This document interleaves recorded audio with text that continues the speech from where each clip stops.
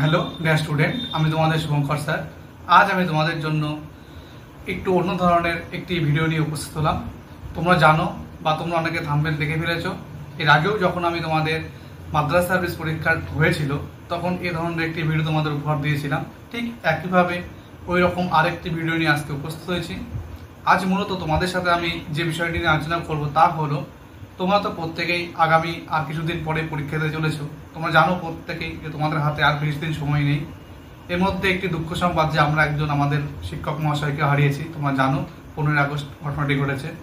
তো যাই হোক, এই সমস্ত কিছু পার করেও আমাদেরকে কি করতে হবে, আমাদের লড়াইটা চালিয়ে যেতে হবে এবং সেই লড়াই আমাদেরকে জয়ী হতে হবে। এবং এই জয়ী হওয়ার জন্য শুধুমাত্র আমরা পেন এবং বই নিয়ে বসে থাকলাম তাহলেই হবে না, তার জন্য আমাদের প্রপার একটা প্ল্যানিং প্রয়োজন। তো যখন আজ থেকে 2-3 মাস আগে তোমাদেরকে আমি কিছু ভালো ভালো বইয়ের এরকম লিস্ট করে দিয়েছিলাম, পাশাপাশি তোমাদেরকে আমি স্ট্র্যাটেজি বলে দিয়েছিলাম যে কী করে তোমরা এগোবে। এখন আমাদের হাতে মাত্র, আর তোমরা এদিক ওদিক কেটে ছেটে ধরতে পারো যে 20টি দিনের মতো সময় আছে। তো এই 20টি দিনে আমরা কি করে প্রিপারেশনটা যদি নিতে পারি ঠিক মতো, যাতে করে আমরা পরীক্ষায় 55+ নাম্বার তুলতে পারি, সেই টার্গেটটি আমাদের নিতে হবে। তো এর জন্য তোমাদেরকে কোন কোন পন্থা অবলম্বন করতে হবে এবং ইতিহাস বিষয়ে কোন কোন জায়গাগুলোকে তোমাদের মেনলি ফোকাসে রাখতে হবে, সেই নিয়ে আমি তোমাদের কিছু আজকে কথা বলবো। দেখো, প্রথমত আমি আবারও বলছি যে কাট অফ ওঠানামার বিষয়টি আমি তোমাদেরকে আগে জানিয়েছি যে কেমন করে কাট অফ ওঠানামা করে। এইখানে মূলত আমাদের একটি টার্গেট ফিক্স করতে হয়। তো আমরা কেউ 50, 55, 57, 58, যার যেরকম ইচ্ছা সে হয়তো একটি টার্গেট ফিক্স করেছেন। আমি ওভারঅল সবার কথা বলছি যে কেমন করে আমরা 55+ নাম্বার স্কোর করতে পারবো পরীক্ষায়, সেই দিকটি আমরা দেখব। তো এর জন্য আমি তোমাদেরকে বলবো, এই মুহূর্তে আমাদের হাতে কিন্তু আর যেহেতু বেশি সময় নেই, প্রথম যে কাজটি তোমরা করবে না তা হলো নতুন কোনো বইয়ে কিন্তু হাত দেবে না। এটি তোমরা কিন্তু প্রথম থেকে শেষ পর্যন্ত, আমি আগেও বলেছিলাম আজও বলছি, আজ থেকে আগামী 20 দিন 20 দিন পরেও একই কথাই বলবো, নতুন করে কোনো বইতে হাত দেবে না, নতুন কোনো নোটস এর চক্করে পড়বে না। তো তাহলে কি করবে, কোন বইগুলো পড়বে? তোমাদের তো কিছু কিছু বই আছে প্রাচীন যুগ, মধ্যযুগ, আধুনিক ইউরোপ, আধুনিক ইতিহাসের উপর, আধুনিক ভারতের উপর, এবং অনেক ভালো ভালো বই তোমরা পড়ে ফেলেছ যেগুলো অলরেডি। আমি বলবো সেই বইগুলোকে নিয়ে বসে এখন তোমরা কি কাজটি করবে। এখন তো থরলি লাইন বাই লাইন পড়ার সময়টা আমাদের হাতে নেই। তো আমি বলবো যে তোমরা যখন পড়েছো, পড়াশোনা করে, তখন তোমরা কি করেছিলে যে দাগিয়ে রেখেছো মার্কার দিয়ে, পেন দিয়ে, হাইলাইটার দিয়ে। আমি বলবো ওই লাইনগুলোকে পুনরায় এইভাবে মুখস্থ করার চেষ্টা করো, বা যাতে করে তুমি তোমার ব্রেন স্টোর হয় সেই ব্যবস্থাটি করো। মানে একটি লাইন বা একটি পাতাকে যেভাবে তুমি দাগিয়ে রেখেছো সেগুলো বারবার করে অনুশীলন করো। ওকে, তো এই জায়গাতে তোমাদের প্রথমত করতে হবে। দ্বিতীয়ত আমি বলবো যে কোন জায়গাগুলো তোমরা মেনলি ফোকাস করবে। এর জন্য আমি তোমাদের বলবো যে প্রাচীন ভারত, আধুনিক যুগে ভারত, মধ্যযুগে ভারত এবং আধুনিক ইউরোপের উপর কিছু কিছু জায়গা আমি বলছি, সেই জায়গাগুলো তোমাদেরকে পড়তেই হবে। এবং এই জায়গাগুলো থেকে কিন্তু তোমাদের পরীক্ষায় প্রশ্ন আসার সম্ভাবনা 100-এ 100%। তো দেখো, আমরা যদি ইতিহাসের সিলেবাসটি লক্ষ্য করি তাহলে আমাদের প্রাচীন যুগে প্রথম যে জায়গাটি আছে তা হলো হরপ্পার যুগ। এই হরপ্পা সভ্যতা থেকে আমি তোমাদেরকে বলবো, হরপ্পার যে বিভিন্ন সাইটসগুলো আছে, তোমরা জানো হরপ্পা, মহেঞ্জোদারো, কালীবঙ্গান, ধোলাভিরা, লোথাল, এই সাইটগুলো থেকে কিন্তু একটি প্রশ্ন আসার সম্ভাবনা খুব বেশি। তো তোমরা এই সাইটগুলো খুব ভালো করে পড়বে। পাশাপাশি হরপ্পার যে পতন, এর অর্থনৈতিক জীবন, ধার্মিক জীবন, এগুলো তোমরা ভালো করে পড়বে। বৈদিক যুগে যদি আমি একটু বলি, তো বৈদিক যুগে সেই সমাজ অবস্থা, নারীদের অবস্থান, বৈদিক যুগে রাজার সভাসদ কারা ছিলেন, হ্যাঁ, তাদের বেশভূষা, এগুলো খুব ইম্পর্টেন্ট। তারা কোথা থেকে এলো, ভারতে কোথায় ছিল, এই কথাগুলো কিন্তু ইম্পর্টেন্ট আছে। মহাজন পদ থেকে কিন্তু একটি প্রশ্ন তোমরা পেতে চলেছো, এবং মহাজন পদ থেকে একটি মহাজন পদের রাজধানী খুব ইম্পর্টেন্ট। কিন্তু তোমরা 16টি রাজধানী ভালো করে পড়ে নাও, একটি কোশ্চেন 100-এ 100% বলছি তোমরা মনে পাবে। নেক্সট যদি বলি আমি মৌর্য যুগ থেকে, তো অশোকের শিলালিপি বা অশোকের লিপি, এবং অশোক থেকে তোমরা জানো পরীক্ষায় প্রশ্ন আসা বাধ্যতামূলক, থাকতেই হবে। তো অশোক থেকে যে প্রশ্নটি আসবে তা হলো অশোকের শিলালিপি থেকে। তো ভালো করে কিন্তু অশোকের লিপি ভালো করে পড়ে নেবে। পাশাপাশি চন্দ্রগুপ্ত মৌর্য, বিন্দুসার তো আছেই, এবং এরপরে আমি তোমাদের যেটি বলবো সমুদ্রগুপ্তের যে অভিযান, তোমরা জানো উত্তর ভারত এবং দক্ষিণ ভারত বোধ। তো তো এই স্থান থেকে তোমাদের খুব সম্ভাবনা আছে প্রশ্ন আসার। এবং তার দ্বিতীয় চন্দ্রগুপ্তের উপাধি, তোমরা জানো সরকারি উপাধি খুব ইম্পর্টেন্ট, বিভিন্ন পরীক্ষায় আসে। তার সময় যে নবরত্ন ছিল সেই নবরত্ন সভা, সেখান থেকে একটি প্রশ্ন আসার সম্ভাবনা খুব বেশি। যদি আমরা এরপরে পালসেন যুগ, তো বুঝতে পারছো সেখানেও তোমাদের পালসেন যুগ পড়তেই হচ্ছে। কৈবর্ত বিদ্রোহ খুব ইম্পর্টেন্ট জায়গা একটি। নেক্সট আমি তোমাদেরকে বলবো কুতুবউদ্দিন আইবক ইলতুৎমিশ বর্মন, খুব ভালো করে পড়ে নাও, এখান থেকে কিন্তু তোমরা প্রশ্ন পেতে চলেছো। এরপরে আমি তোমাদেরকে বলবো আলাউদ্দিন খলজি, খুব যদি ভুল না করি আমি তাহলে দুটি কোশ্চেন তোমরা কিন্তু আলাউদ্দিন খলজি থেকে পাবে, পাশাপাশি মোহাম্মদ বিন তুগলক, ফিরোজ শাহ তুগলক। নেক্সট আমি তোমাদের বলবো, তো দেখো মোগল যুগে যদি আমরা একটু হিসাব করে চলি তাহলে আমরা জানি বাবর এবং হুমায়ুন তো আমাদেরকে পড়তে হচ্ছে, একটু একটু করে পড়তে হবেই। মেইনলি আমরা আকবর থেকে, কিন্তু আমি যদি ভুল না বলি তোমাদেরকে 2 থেকে 3টি প্রশ্ন কিন্তু তোমাদের আকবর থেকে থাকতে বাধ্য। ওকে, পাশাপাশি শাহজাহানের সময় সেই স্থাপত্য ভাস্কর্য, জাহাঙ্গীরের সময় সেই চিত্রশিল্প, ঔরঙ্গজেবের সময় সেই দাক্ষিণাত্য নীতি, এগুলো খুব ইম্পর্টেন্ট। পাশাপাশি এই যুগের, এই 2 যুগের, সুলতানি এবং মোগল যুগের যে বইগুলো, গ্রন্থগুলো, সেগুলো খুব ইম্পর্টেন্ট আছে, খুব ভালো করে তোমরা কিন্তু এগুলো দেখে নেবে। নেক্সট আমি একটু যদি চলে যাই আধুনিক ভারতের দিকে, তো আধুনিক ভারতের যুগে দেখো আমি প্রত্যেকটি জায়গা থেকে অল্প অল্প করে মেন জায়গাগুলো বলে দিচ্ছি। তোমাদের কিন্তু এই জায়গাগুলো পড়তে হচ্ছে, অন্যান্য জায়গাগুলো পড়বে অবশ্যই, পাশাপাশি এই জায়গাগুলো কিন্তু খুব ভালো করে ফোকাসে রাখবে। ফরাসির যুদ্ধ থেকে কিন্তু তোমরা একটি প্রশ্ন পেতে চলেছ, পাশাপাশি বক্সার, অন্ধকূপ হত্যা, তোমরা জানো এগুলো একই সাথে চলছে, দেওয়ানি লাভ এবং দ্বৈত শাসন, খুব ইম্পর্টেন্ট। নেক্সট যে 3টি বন্দোবস্ত তোমরা জানো, চিরস্থায়ী, রাতওয়ারি, মহলওয়ারি, এখান থেকে প্রশ্ন থাকতে বাধ্য, থাকবেই আর কি। এবং ওই যে সেই রাজ্যগুলো যেগুলো ইংরেজরা দখল করেছিল, মহীশূর, মারাঠা, শিখ, তো এদের সাথে যে যুদ্ধগুলো হয়েছে এবং তাদের সাথে যে সন্ধিগুলো হয়েছে খুব খুব ইম্পর্টেন্ট, তোমরা ভালো করে ওই জায়গাগুলো দেখে নেবে।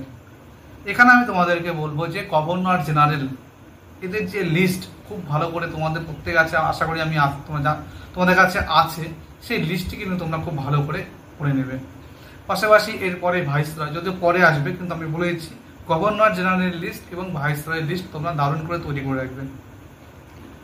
যদি আমি এর পরে বলি তাহলে দেখবে তোমাদের সিলেবাস অনুযায়ী আছে ব্রিটিশ সাম্রাজ্যের বিরুদ্ধে যে বিদ্রোহগুলো, তো বিদ্রোহ যে কয়েকটি বিদ্রোহ উল্লেখ করা আছে সেগুলো তো তোমাদের লাগছে, এগুলো ভালো করে পড়ে নেবে। পাশাপাশি তোমরা দেখবে যে ভালো করে যে আকারী পত্র, তাহলে মহাবিদ্রোহ থেকে 2 থেকে 3টি কোশ্চেন তোমরা কমন পেতে চলেছো।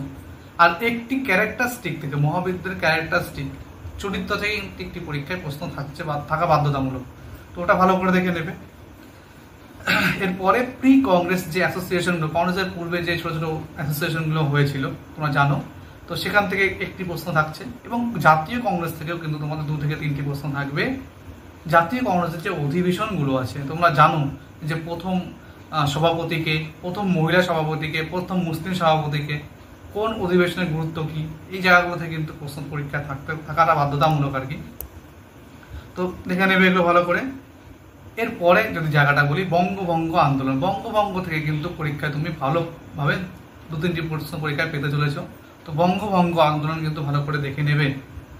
আর আমি তোমাদের বলছি যে ভারতের ইতিহাসটা যদি আমরা আলোচনা করি তাহলে কিন্তু আমাদের টোটাল সিলেবাসের মধ্যে কিন্তু আমাদের আধুনিক ভারত থেকে প্রশ্ন থাকবে বেশি পরিমাণে, তো এর জন্য আমি বলছি এই জায়গাগুলো তোমরা ভালো করে দেখবে, এখান থেকে কিন্তু অনেক প্রশ্ন তোমরা পেতে চলেছ। এরপর মহাত্মা গান্ধী থেকে সেম একইভাবে 2 থেকে 3টি প্রশ্ন তোমরা পেতে চলেছ। তার বা ওনার যে 3টি আন্দোলন এবং দক্ষিণ আফ্রিকায় ওনার যে আন্দোলন, সেগুলো থেকেও কিন্তু রিলেটেড প্রশ্ন থাকবে, ঠিক আছে। এরপর গোলটেবিল বৈঠক, যে আইনগুলো হয়েছিল সেই একদম তোমরা ধরে নাও রেগুলেটিং অ্যাক্ট থেকে শুরু করে তারপরে যে একদম 1935 সাল বা 1947 সালের আইন, এই এতদিন পর্যন্ত যে আইনগুলো হয়েছিল সেই আইন সংস্কারগুলো ভালো করে দেখে নেবে। আচ্ছা, শিক্ষা সংস্কারগুলো তোমাদের সিলেবাসে উল্লেখ নেই কিন্তু খুব ইম্পর্টেন্ট, ওখান থেকেও দেবে। সংবাদপত্র থেকে প্রশ্ন থাকবে, তো সেগুলো ভালো করে তোমরা দেখবে।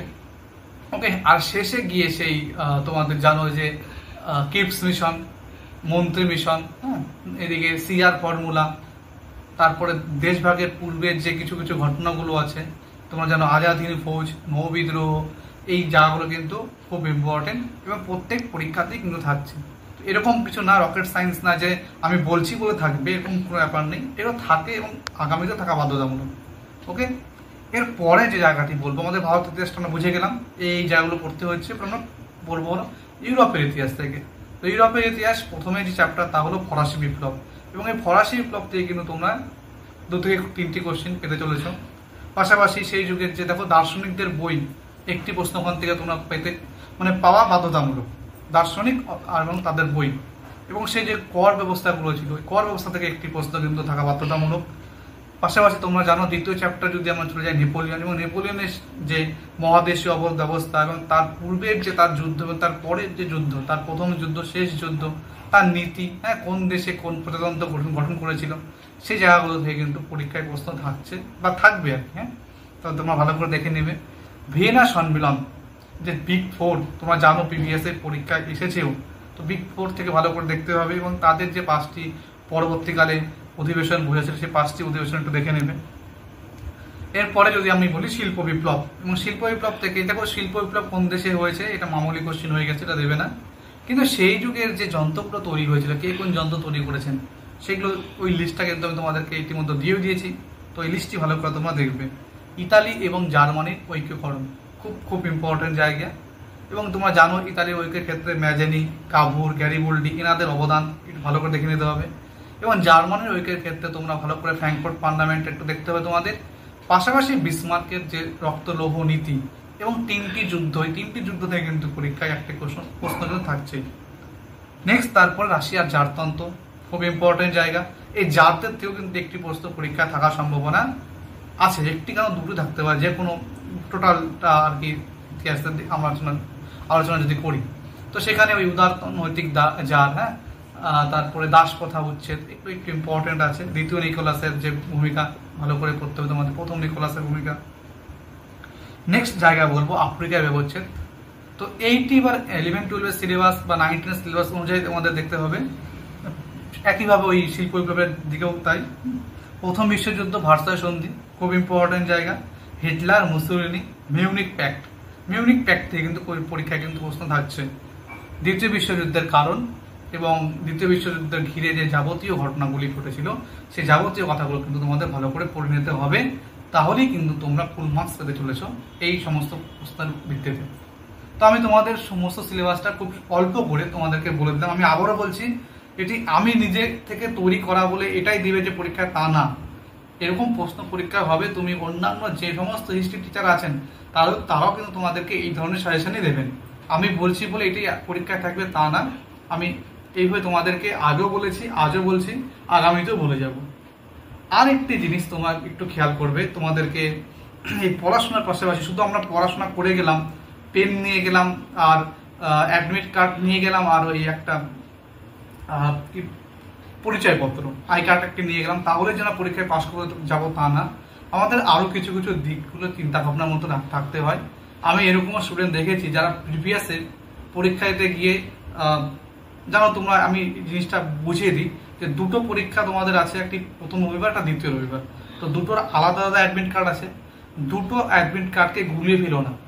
ওকে, প্রথম পরীক্ষার দিন দ্বিতীয় অ্যাডমিট কার্ড নিয়ে অন্য স্কুলে গিয়ে হাজির হলাম, এরকম ভুল কিন্তু কেউ করো না। সময় একটা বারোধরা দিয়ে দিয়েছে তোমাদের, দেখবে যে 12টা থেকে পরীক্ষা, তোমরা মিনিমাম 10:30 থেকে 11টার মধ্যে স্কুলের সেন্টারে, নিজেদের সেন্টারে পৌঁছে যাওয়ার ঠিক জায়গায় পৌঁছাবে। 9-10-এর দিন ভুল করে কিন্তু 11-12-এর অ্যাডমিট নিয়ে পৌঁছাবে না। আবার বলছি ভালো করে, এই জায়গাটা কিন্তু খেয়াল রাখবে তোমরা। আর যে স্কুলে যার সেন্টার আছে বা যে কলেজে আছে যার সেন্টার, সেখানে সে পৌঁছাবে, অন্য কোথাও গিয়ে কিন্তু গ্যাদারিং করো না, তাহলে কিন্তু তোমাদের একটা জীবনের বহু মূল্যবান পরীক্ষা তোমরা হারিয়ে ফেলবে আর কি সুযোগ। তো এই সাবধানতা অবলম্বন করবে। পেন বা ঘড়ি বা জলের বোতল এগুলো সম্পর্কে সামান্য ব্যাপার, এগুলো আমি কিছু বলবো না। এটা নিয়ে অনেকে দ্বিধাদ্বন্দ্ব মনে চলে এসেছে যে এত আগে অ্যাডমিট দিয়ে দিয়েছে, না জানি কিভাবে হয়ে যাবে। তো দেখো কার সাথে কি হবে বা কবে পরবর্তীকালে কি হবে, আমি তোমাদেরকে এগুলো বলে তোমাদেরকে ডিমোটিভেট করব না, বা আমি আগেও করিনি। আমি শুধু এটুকুই বলবো, যা হবে তা প্রত্যেকের সাথেই হবে। তোমাদের কাজ, তোমার হাতে কি আছে, পরীক্ষা দেওয়া।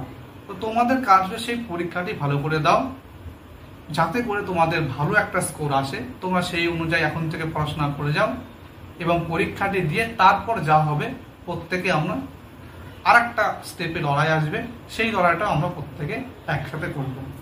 তো আমি আশা করছি যে ভিডিওটি আজকে উদ্দেশ্য নিয়ে আমি তোমাদেরকে দিলাম, আমার উদ্দেশ্য আমি সফল পেয়েছি এবং তোমাদের এই ভিডিওটি অনেক উপকারের কাজে লাগবে এবং এই অনুযায়ী তোমরা তোমাদের প্রিপারেশনটা চালিয়ে যাও। তোমরা ভালো পরীক্ষাতে তোমরা খুব ভালো স্কোর করতে চলেছ এবং এই ভিডিওটি ভালো লাগলে তোমরা একটি লাইক দেবে এবং আমাদের সাথে জুড়ে থেকে এরকম ইনফরমেশন এবং ক্লাস রিলেটেড ভিডিও পেতে অবশ্যই আমাদের চ্যানেলটিকে সাবস্ক্রাইব করে দেবে। তো আজ এই পর্যন্তই। প্রত্যেকেই খুব ভালো থাকো, ভালো করে পড়াশোনা করো এবং আগামী নতুন ভিডিওটি আমি খুব শীঘ্রই উপস্থিত হব। ধন্যবাদ।